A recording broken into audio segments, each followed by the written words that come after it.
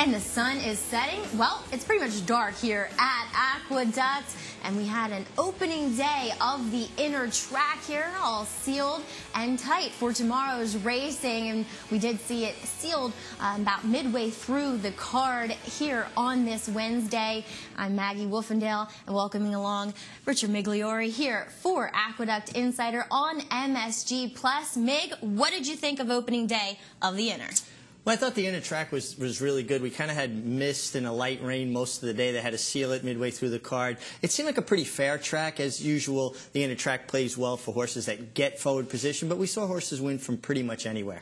I really thought that it was very even, Richie, so that was very promising to see, and hopefully the weather will cooperate a little bit better than it has as of late. Well, at least it's not below freezing, in other words, so I can't complain too much. But there was also some action going on, not here at Aqueduct, but it was the final NYRA board meeting of the year, and we actually will bid farewell to Dr. Skorton as chairman of the board. He resigns December 31st. Yeah, he announced his retirement effective December 31st, and he's moving on to work at the Smithsonian. He wanted to concentrate and get prepared for that, so I'm sure they'll find a replacement soon for him, but we just want to say goodbye and thank you to Dr. Skorton. Yeah, and it's exciting looking on to the next year as well, as NYRA celebrated its first year in about 13 operating on a operational surplus. So that has led to capital improvements for next year.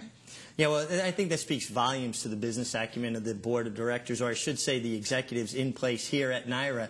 And a lot of capital improvements expected for all three racetracks. And we've seen a lot of improvements here at the Big A, but also Belmont and Saratoga going forward. Yeah, I can't wait to see what we will see at the next couple meetings here at NYRA. Lots of improvements on the way for the fans especially. And a guy who always lights everything up, every meeting, that's Rudy Rodriguez, and he did just that last weekend here on Cigar Mile Day, winning the Demoiselle in a tour de force and with Condo Commando, and he also has some other nice ladies. So Meg caught up with him a bit earlier today. Let's see what he has to say. Rudy had a terrific weekend, capped off by Condo Commando with a really impressive win in the Demoiselle. How'd you come out of the race? She looked like she came out very good. We're going to try to freshen up a little bit. Probably, I'm hoping that maybe Friday I send it to Fair Hill for a couple weeks. And then bring him back. Just trying to let it be a horse for a couple weeks and then bring him back and start him and try to point it for the next year. Well, speaking of next year, will one of your goals on the calendar be the Kentucky Oaks? That'd be nice. It's a long way from home, but she looked like she can handle the distance, and she looked like she's pretty special, so hopefully she take us there. You also had some good news. Belle Galante was sold, but leased back to owner Michael Dubb, so she'll be coming back to you to run again. You got to be happy about that. Yeah, you know, it's always happy to have a horse like her come back, and to see her in the barn is very good, and I just got to thank Mr. Dubb for giving us the opportunity to train her again. Well, Rudy, you've made the most of every opportunity you've gotten. Congratulations. Thank you, Richie. And Rudy getting a pretty neat opportunity, as Belle Galante was sold for $750,000, being leased back to Mike Dubb, and Rudy will take over the training reins once again. But he did mention a little vacation for Condo Commando, just letting her be a horse. Yeah, and I like that terminology, just letting be a horse. And for people that think, well, there are always horses, you know, even when they're at the track, they're horses. But I think give her an opportunity to get turned out a little bit, maybe in a round pen in the afternoon, grow a little bit. You know, she's still a young horse. So when they say allowing a horse to be a horse is to just not be in training and be a racehorse all the time. Yeah, exactly. It's a great mental kind of break for them, as well as not only physically growing but mentally maturing too. So we're looking forward to a 3-year-old season with Condo Commando around the corner. But racing today slightly marred by a spill in the 5th race here, Richie. Luckily, rider Manny Franco, well, he was A-OK, but jockey Alexandra Hara taken to Jamaica Hospital. Yeah, she was taken to Jamaica Hospital complaining of pain in her clavicle and her hip. Now, that's the good news. She was talking, she was conscious, she was moving everything. She took a very hard fall, very tough to watch those things, scary to watch. And then Manny Franco gets off the deck and goes out and wins the next race. And, you know, that's a testimony to his toughness and youth. Yeah, and that was a pretty nice win he got, and we'll get to that a bit later on the program on Aqueduct Insider. But we got to jump into the racing action, and we'll start with race number 2. It was a New York-bred 2-year-old filly race going the mile in 70, so we'll send it up to Johnny I. And they're off. Razia Sultana goes out for the lead. Good Shot is right alongside. And then it's Liberty Island, the gray, who's racing in third. Hashtag Sid down at the rail. As they race into the turn, Razia Sultana with a head in front of Good Shot. Those two have opened up almost 3 lengths on Liberty Island and Hashtag Sid. And then it's Stolen Victory on the outside in 5th. Summon the Spirit runs in 6th. Gap of 3. Santiago is the trailer. And the first quarter was run in 24 3/5 seconds. Razia Sultano, the even money favorite, now gets away from Good Shot to lead here by a length. But Liberty Island is on the move on the outside up into 2nd. Good Shot is now back in 3rd. And then Stolen Victory in 4th. In between horses, Summon the Spirit. Down at the rail is Hashtag Sid and Santiago. Half mile, 50 1/5 seconds. Razia Sultano in front here over the first-time starter, Liberty Island. Razia Sultano by almost a length. Liberty Island runs in 2nd. Stolen Victory now on the move into 3rd. Good Shot has retreated to 4th. Then it's Santiago in 5th. Farther back, Hashtag Sid and Summon the Spirit. All chasing Razia Sultana, who leads at the quarter pole. Liberty Island on the outside, now up to challenge, up to take over the lead. Liberty Island's now in front.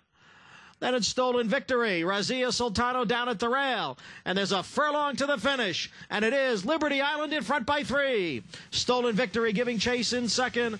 Razia Sultana is 3rd. And it will be the firster, Liberty Island, to win here by 3 lengths. Stolen Victory checked in 2nd. Razia Sultana was 3rd. And farther back, Dominic Scatino and Cornelio Velasquez teaming up to get the gray firster home. Richie, a daughter of Harlem Rocker. This is his first crop that we're seeing on the racetrack. I know he didn't cover that many mares, only 18, but nice to get on the board with this one. Oh, it is, and a great training job by Dominic Scatino to get a first-time starter to ready to go 2 turns and run that professionally first time out is no small feat. And Cornelio always had her in position to win. And you could tell about midway around the turn, Maggie, she was traveling like a winner, and she won pretty willingly. Well, it'll be interesting to see how this New York-bred 3-year-old group matches up next year. So we are winding down here in 2014, but that doesn't mean we have another race to go to. It's race number 3. It was an allowance optional claiming 62, mile and 74, the fillies and mares. And they're off. And a good start for America from that inside post. Evening Show moves up now, and Evening Show will grab a narrow lead. America and Holiday's Jewel. And then it's the gray Lunar Surge, who is moving up on the outside. So the 4 of them race around the clubhouse turn. Evening Show down at the rail with a half-length lead over Lunar Surge, who's 2nd by a head.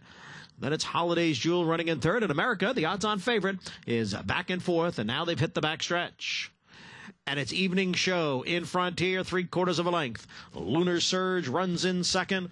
Holiday's Jewel hard held down at the inside, and America now passes her. America is making a move 3 wide up on the outside. They're midway up the back stretch. Evening Show by a long neck. Lunar Surge in between horses, and America on the outside. And Holiday's Jewel is just in behind the front 3. The quarter in 25 3, the half mile in 51 1/5 seconds. They go into the far turn. Evening Show by a half length. Lunar Surge continues to chase in 2nd. America on the outside is being asked for more. Hasn't responded yet. Holiday's Jewel towards the rail. They're coming for the top of the stretch. 3/4 in 1:15 3. And it is Evening Show clinging to that lead over Lunar Surge. Evening Show by a length. Lunar Surge on the outside, then America and Holiday's Jewel. Evening Show is still there with a 16th of the wire. Here's America now, kicking in on the outside. And in deep stretch, America takes the lead and will get the victory. It's America by 2. Holiday's Jewel comes up to complete the exacta. better late than never for America Richie. Bit of an interesting trip. She almost seemed as though she didn't want to win, and then finally she kicked it in. It was almost like she relented to Irad Ortiz's urging. I was a little surprised he wasn't more aggressive out of the gate to hold the rail position, and then he wound up on the hard chase 3 wide off a very slow pace, a difficult trip on the inner track, and he was really getting at her early. And then, watching it, she looks to me, and I thought this at Belmont a few times, that she's a filly that doesn't really run the turns as well. And I think that would be exaggerated on the inner track. But when she straightened out, it took her about another 1/16 of a mile to find her stride. And she ran on. The eventual runner-up I thought was interesting, and that was Holiday's Jewel. She sat the perfect inner track trip. In the pocket, you want to save ground. It didn't quite work out. She had to kind of rally through tight quarters. But I'd rather have that trip than that 3 wide trip on the inner track. And really, the inner track, plays to horses for courses. It seems as though some horses can't handle these tight turns or the kind of going, and some absolutely relish it. So something to look forward to, as we have about 3 or 4 more months left on the inner track here at Aqueduct. But it's time for our first break on Insider here on MSG Plus. We'll see you as they are sealing that sloppy outer track.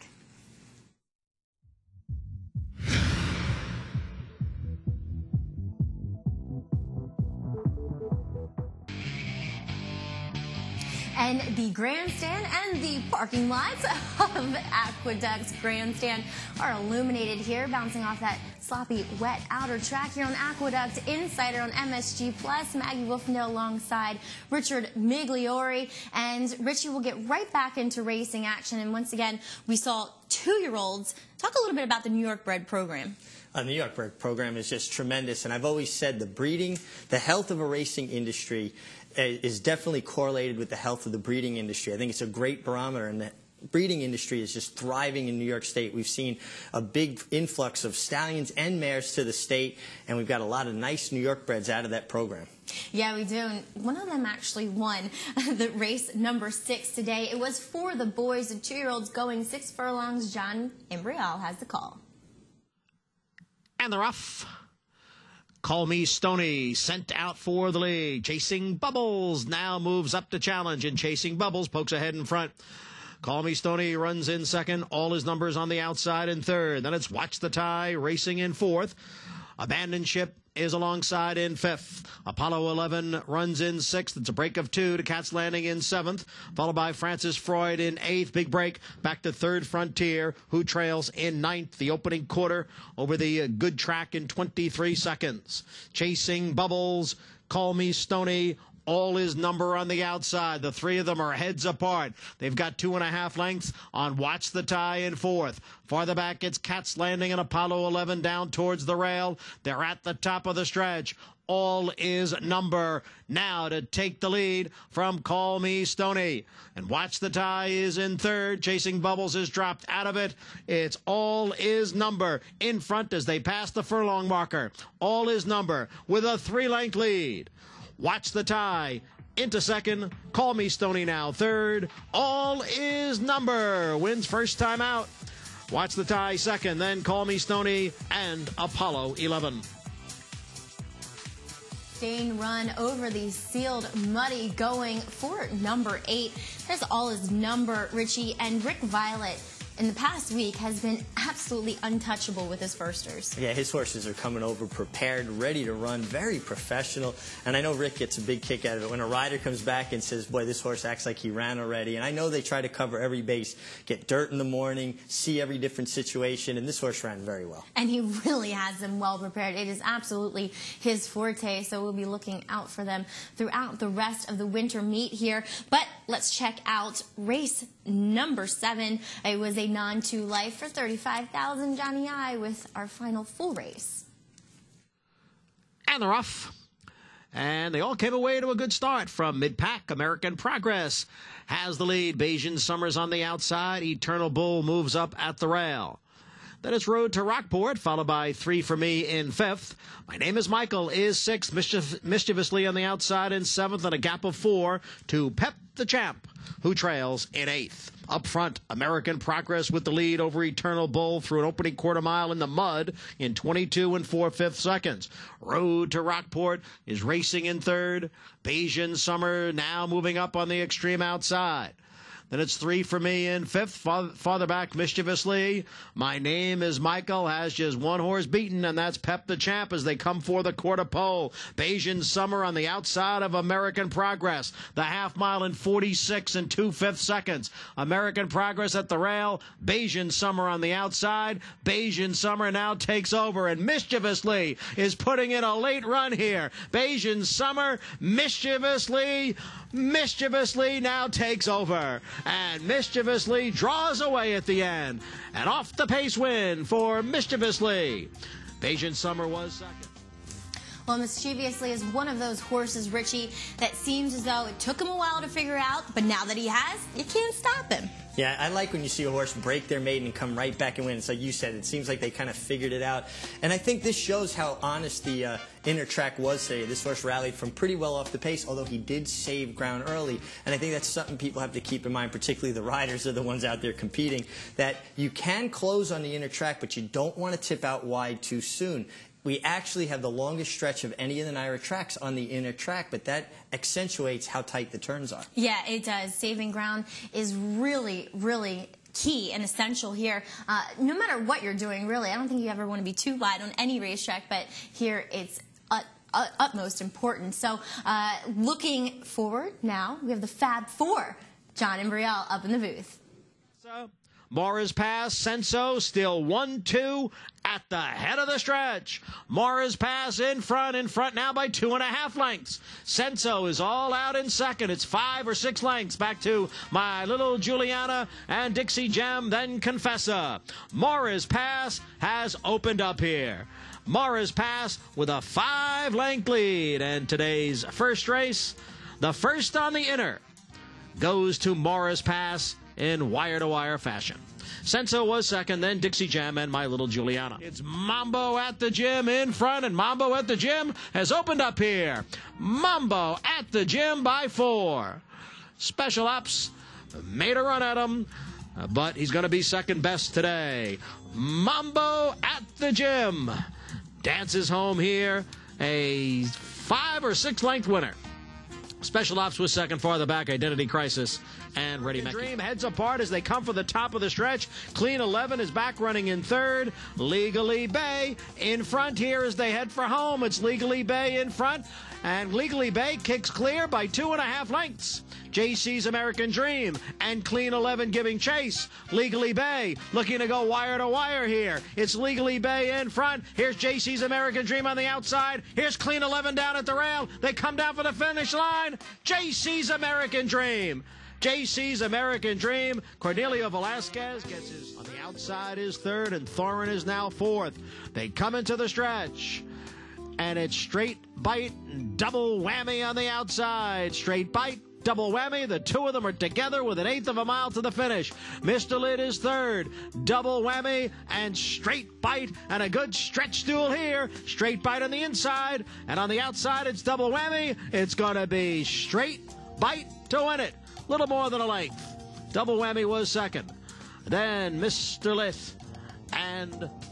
Well, Richie, we saw some good prices here on this opening inner track card, and that led to a pick 6 carryover going into Thursdays, a little over 14,000 in the pool. But as we were saying, the track is completely fair. It really is, and we saw even in the last race a horse kind of middle moving, getting a little bit of a breather, and then fending off the closers. We saw horses come from well out of it, but I think the key to everything is and we just got done saying it, is saving ground. And here's Ruben Silveira, who I have to tell you, Maggie, I have been so impressed with this young man. Ever since he came back, spent some time riding abroad, he really is put his game together and improved a great deal, and I like what I'm seeing from him. I like his focus, and I like the way he's finishing on horses. So Ruben Silveira kind of keeping his momentum going as the inner track opened. And speaking of focus, you see him out there working horses pretty much every morning, and I think that's really essential, especially during the winter time, to really keep fit and keep on horses morning and afternoon. But it is time for our Frost Giant New York Red standout of the day, and we've selected race number 6. That is All Is Number for Rick Violet. Yeah, a really nice-looking first-time starter. All Is Number. Very professional in his debut. And I think that's the kind of horse you get when you breed to Frost Giant. You get very professional horses that seem to be able to do anything. They run long, short, turf or dirt, Frost Giant, one of your standout stallions in the state of New York. And that's true. This one actually by Bernstein, but this one struck me as one being able to do that too. He looks like he could go longer. He looks like, or has a pedigree for turf as well. But all his number was your Frost Giant New York bred standout of the day, and gearing up for the 2015 breeding season to breed to Frost Giant. Call up Eric Bishop. He knows everything about this stallion. He can rattle off all kinds of stats to you. Eric at sunrisestallions.com, and there's his number as well. And Frost Giant looking to be one of the standout stallions of this New York breeding program. Not a lot of claims today. Number 7, race 7, American Progress, goes to Rudy Rodriguez. Well, Rudy Rodriguez, we talked to him earlier. He's having a successful year, as well as success at the claim box, loading up for the inner track. Yeah, American Progress was probably a good grab being in New York bred as well. So we have one more break here as we enter the final turn on this Aqueduct Insider on MSG+.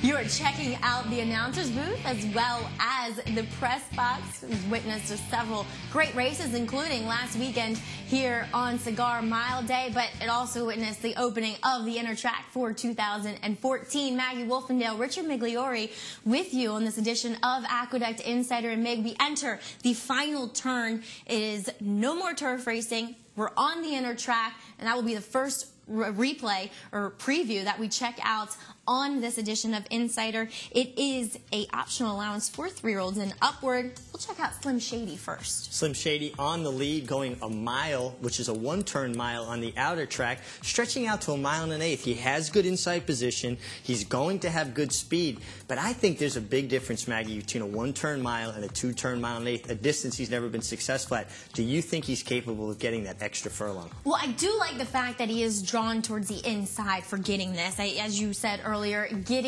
saving ground is key here. I think the biggest key with this horse is how much moisture is in the track, because he does relish an off-going. But our Caravan, he doesn't. And this is the last time that he actually won, going back to the Calder Derby. Well, a far different surface at Calder than there is here at Aqueduct. I haven't seen him run to those A races in Florida and New York yet. He's going to have to step his game up, I think, to handle a pretty hard-hitting group of older horses. Well, 2 horses that duked it out last time they met are drawn towards the outside, and MTOs, that's number 13, Golden It Is, as well as the 1A Frazzle in here. We saw him in a short field last time out, one getting the best of one of my favorites. Yeah, well, Frazzle's a horse that I think we all love, a horse that's just been ultra consistent, has done most of his best work sprinting. He did well to stretch out last time. I just don't know that he's going to be able to close that gap between Gold It Is. I mean, he really was kind of well beaten last time by him. Right, and Golden It Is searching for his 3rd win in a row for trainer Gary Gullo. So it'll be an interesting matchup of a lesser kind of 3-year-old in our Caravan against these horses who seem to be on win streaks, these older veterans. But checking out some other older veterans in race number 8 tomorrow. It's an open allowance going long on the inner track here. Once again, we will check out Spa City Fever, who's just outgained by his stablemate. Yeah, Spa City Fever's run terrific in his last 4 starts without a victory. All winning efforts, outgained by Tenango, a horse that I've always questioned how much he wants to win. Well, this time he wanted to win badly, but Spa City Fever, another horse that handles a wet track, and he does handle the inner track very well. He's had success on the inner track before. You're exactly right about that. And moving on to Saratoga Snacks, one that doesn't have much experience over this inner track. We also saw him teaming up or battling against Awesome Vision, and this is going back way to 119 of this year. Yeah, the one thing that it shows is that both horses, Awesome Vision and Saratoga Snacks, handle the inner track. They were picked up by Zevo. Zevo's a very good horse. At what price would Zevo be in here? Saratoga Snacks really hasn't had his good form yet since he's been changed to the Bill Mott barn, although I would say that his last race on the turf was promising. Well, a horse who likes the turf a little bit more, we may say, but does like a sloppy going, is Not a Cat But a Llama. Not a Cat But a Llama, ultra monster game here, winning the Hall of Fame Stakes, was passed in mid-stretch, came back on. He's a horse that looks like he also likes a wet track. I think he's going to need it to be wet to show his best, but I like that they're finding out if he's worth keeping here for the winter and running on the inner track. Good move by Todd Pletcher in the Rapoli stable. Yeah, we'll see if some of these horses in this open allowance can take advantage of the New York bred stakes series that we'll hopefully get in 2015. But a guy who has some ideas about tomorrow's card, that's Andy Sterling with today's Handicapping Insider. Well, it's official. Turf season for 2014 over. Off the turf on Thursday. That's okay with me. I think there's an interesting horse to play that won't be the favorite in the fourth race off the turf. The favorite's MJ Plus, and I think he should be the favorite. He probably would have won if he didn't go towards the inside last time he ran. The difference is that there's another horse in this race that ran behind him that was even closer to the rail, and that's Rapdoro. And for my money, Rapdoro really stepped up and improved last time. First time for his new trainer, Danny Gargan. He draws outside of MJ Plus, which is fine with me. MJ Plus likes to run second. I think Rapdoro turns the tables on him at what should be a fair price off the turf in the fourth race on Thursday. Well, Andy's always got a hot hand when it comes to handicapping, but there are two guys here, hot hands in the reins. Yeah, absolutely started the inner track off with a bang. Cornelio Velasquez, our leading rider on the main track, kept that hot hand onto the inner track. And Manny Franco, both of them 3 wins days. It's going to be fun to watch the old veteran, Cornelio Velasquez, with all of these young guns, Manny Franco, Irad Ortiz, Jose Ortiz, and so many more. And it's kind of funny, that's how we started off the outer track with Manny and Cornelio kind of battling it out, where some of the other guys were away at the Breeders' Cup. But always a fun race in the trainers and jockeys, so we'll be looking forward to that. And that'll about do it for us here on Aqueduct Insider. For Richard Migliore, I'm Maggie Wolfendale. Everybody have a good night, and we'll see you back here at the Big A Studios.